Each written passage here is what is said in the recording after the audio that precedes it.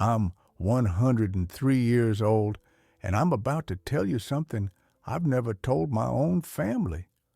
For 86 years, I've carried a secret so heavy that it shaped every decision I made, every conversation I avoided, every relationship I kept at arm's length. And the worst part? I thought I was protecting them.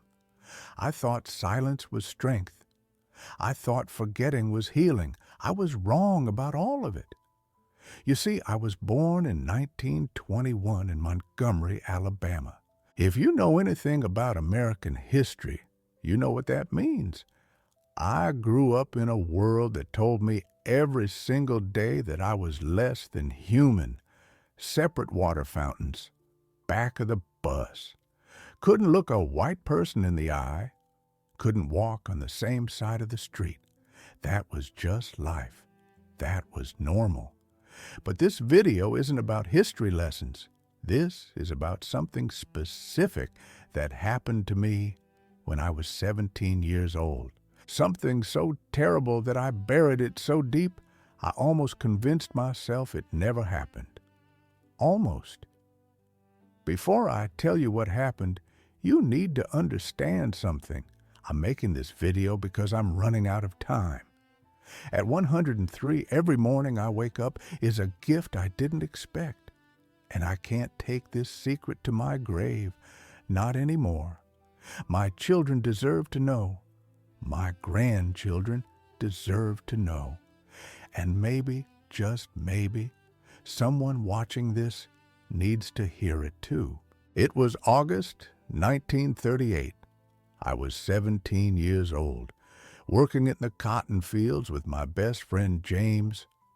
We'd known each other since we were 5, grew up in the same neighborhood, went to the same colored school, dreamed about the same things, getting out of Alabama, making something of ourselves, living in a world where we'd be treated like men.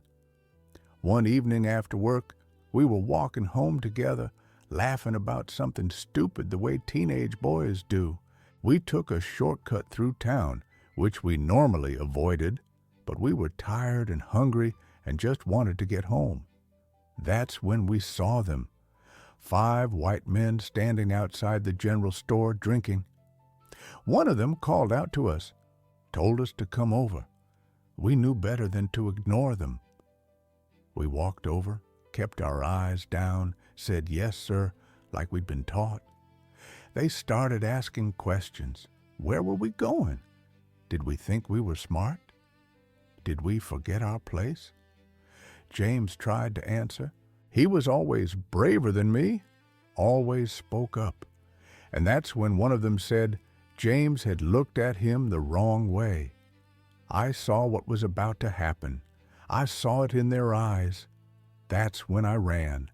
I'm 103 years old, and I can still hear myself running, the sound of my feet hitting the dirt road, my heart pounding so loud I thought it would burst. And behind me, I could hear James screaming my name. I didn't stop. I didn't look back. I ran all the way home, hid in my room, and pretended I'd never been there. The next morning, they found James hanging from a tree on the edge of town. I didn't go to the funeral. I couldn't. Everyone asked where I was that night, why James was alone. I lied. Said we'd gone separate ways after work. Said I didn't know what happened. I lied to his mother, to my own mother, to everyone. And I never spoke about it again.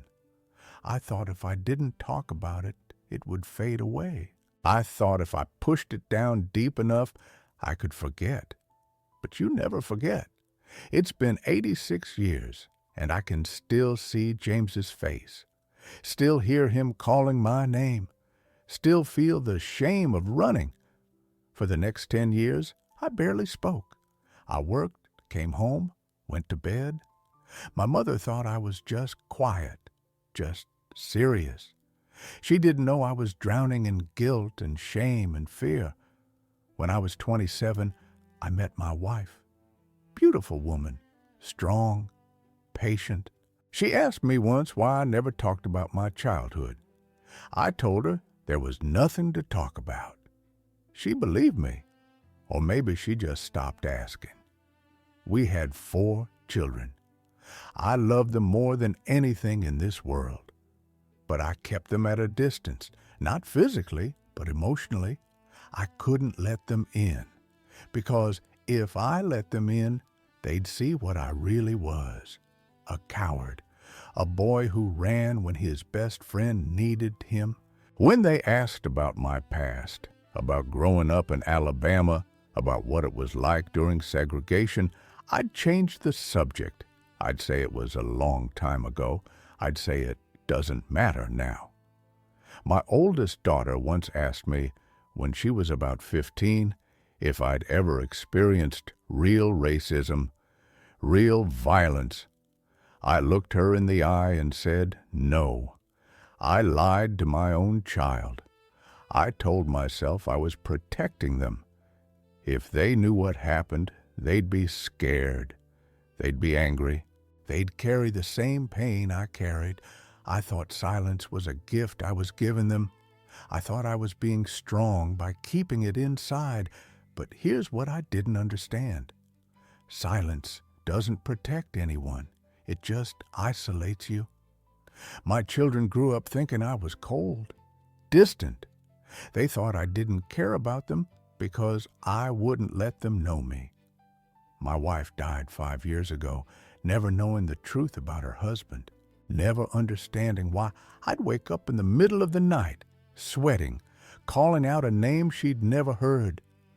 My children are in their 60s and 70s now.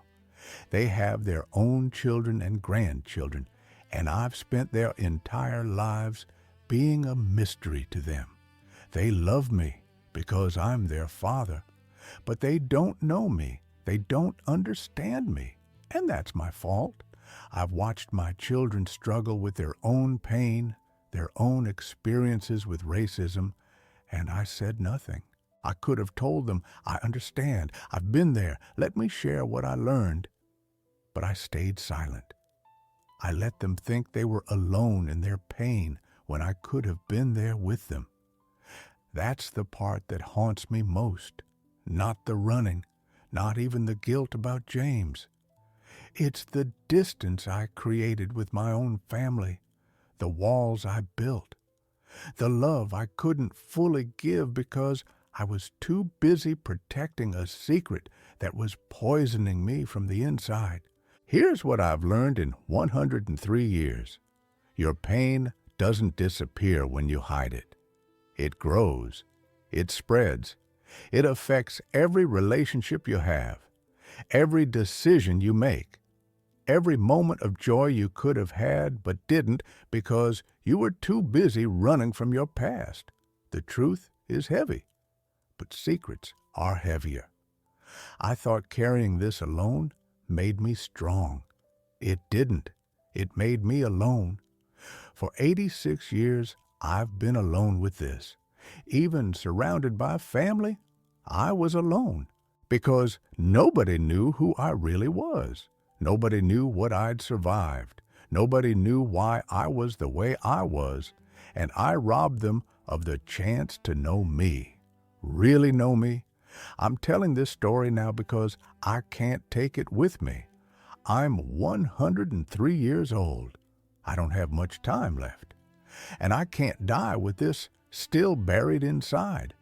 My children need to know, not to hurt them, not to burden them, but because it's part of our family story. It's part of who I am. And they deserve to know who their father really was. If you're watching this and you're carrying something heavy, something you've never told anyone, I'm asking you to consider this. That secret is costing you more than you realize. It's costing you connection. It's costing you peace. It's costing you the chance to be fully known and fully loved. I know you think you're protecting people. I thought that too. But what you're really doing is protecting yourself from being vulnerable, from being seen, from having to face the pain you've been running from. And I promise you, that pain doesn't go away just because you don't talk about it. Tell your story. Tell your family. Tell someone you trust. Not because it will fix everything, not because it will erase what happened, but because carrying it alone is killing you slowly. And the people who love you, they can't love all of you if they don't know all of you. I waited 86 years. Don't wait as long as I did. I'm 103 years old. I survived something terrible. I survived by staying silent. But surviving isn't the same as living. And I lost so many years, so much love, so much connection, because I was too afraid to speak. Don't make my mistake. Your story matters. Your pain matters. And the people who love you, they're strong enough to hear it. They want to know you, the real you, not the version you think they need you to be. James died in 1938. I couldn't save him. But maybe by telling this story now, I can save someone else from the prison of silence I've been living in. Maybe someone watching this will decide to speak up, to tell their truth, to let their family in. That would mean James's death and my 86 years of pain weren't completely for nothing. If this resonates with you, share it. Talk about it. Don't let these stories die. They matter. We matter. And our families deserve to know who we really are before it's too late. I'm 103 years old, and I'm finally telling the truth.